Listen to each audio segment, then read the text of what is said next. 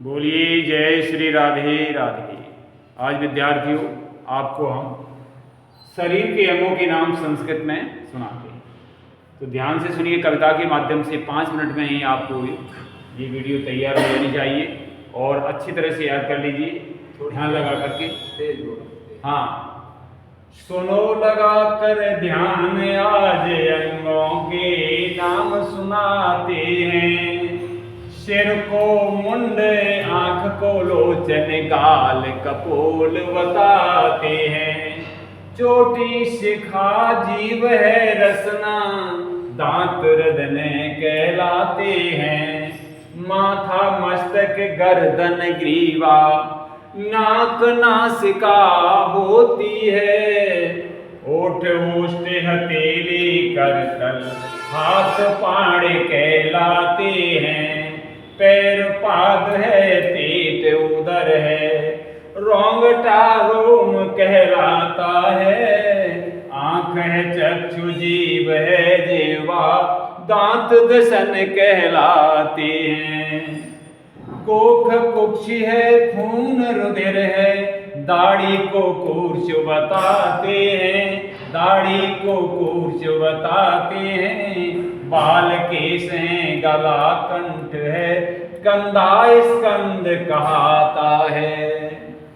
सफेद बाल पलित कहलाते, घुटना जान कहलाता है। आंसू अश्रु पसीना स्वेद है, तोंद तुंद कहलाती है। हड्डी को हम अस्थि कहें, माथा ललाट कहलाता है। हाथ को हस्त और मूंछ श्मश्रु, चोटी को बेड़ बताते हैं।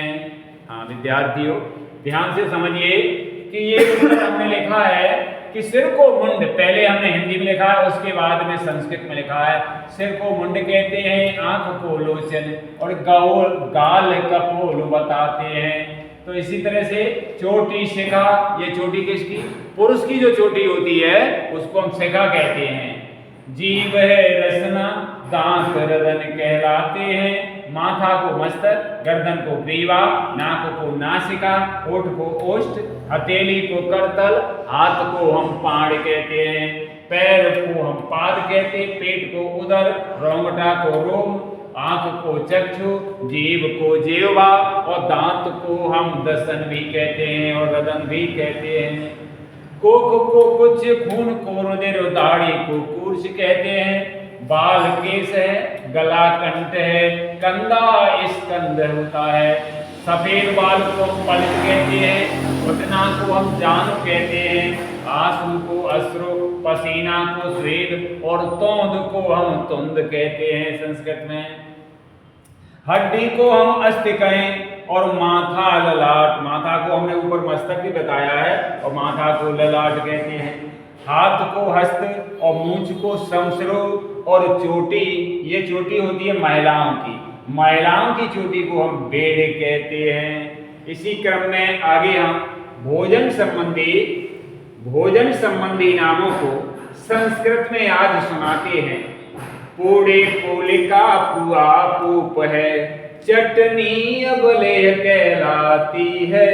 और भात है ओदन, खीर है पायस, लड्डू मोदक कहलाते हैं। लपसी अबागु, रबड़ी कूर्चिका, ईंधन ईंधन कहलाता है। और फेनी फेनिल, चीनी सिता है, अचार संदित होता है। खिचड़ी क्रसर है, पेड़ा पिंड है, मक्खन नवनीत कहता है। मट्ठा तक्र है, नमक लवड़ है, सेवई सूत्र का होते हैं। देवर घृतकुड़, पपड़ी परपटी, खोवा किलाट कहलाता है। और गजक गजक है, जलेबी कुंडली और बर्फी है नी कहलाती है।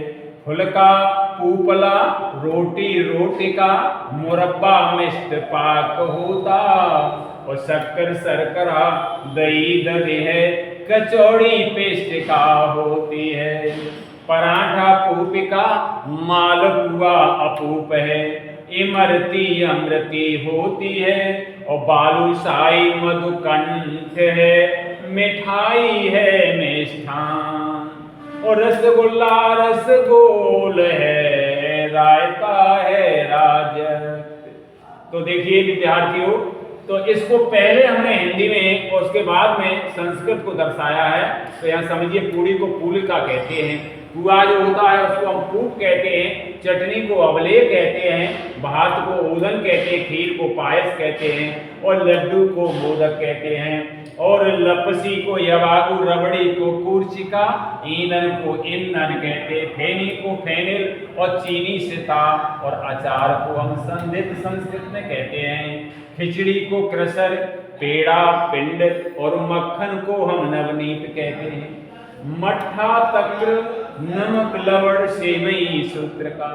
इसी प्रकार से इसी क्रम में घेवर को घृतपूर्ण, पपड़ी परपटी, और खोवा को हम किलाट कहते हैं, गजक को हम संस्कृत में गजक ही कहते हैं, और जलेबी को हम कुंडली कहते हैं, और बर्फी को हेमी कहते हैं, और फुलका को पुपला, और रोटी को रोटिका, मुरब्बा को मिष्टपाक, शक्कर को शर्करा, दही को दही, कचौड़ी को हम पेस्टिका कहते हैं, पराठा पूपिका, मालपुआ अपूप है, इमरती अमृति होती है, बालूशाही को मधुकंठ कहते हैं, मिठाई को मिष्ठान कहते हैं, रसगुल्ला को रसगोल, और रायता को राजत कहते हैं। बोलिए जय श्री राधे राधे।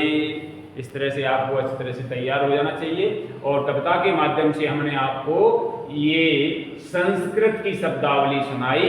ये है भोजन संबंधी, और इधर वाले ये शरीर के अंग। देखिए, घर में बच्चों को भी सिखाओ, जिस तरह से बच्चों को अंग्रेजी में नाम अपने अंगों के नाम बताते हैं कि अंगों के नाम क्या क्या हैं, वैसे ही संस्कृत में भी ये अंगों के नाम हैं, और संस्कृत में ये भोजन संबंधी नाम हैं। इनको अच्छी तरह से याद करो और अपने अपने बच्चों को भी सिखाओ, घर पर परिवार वालों।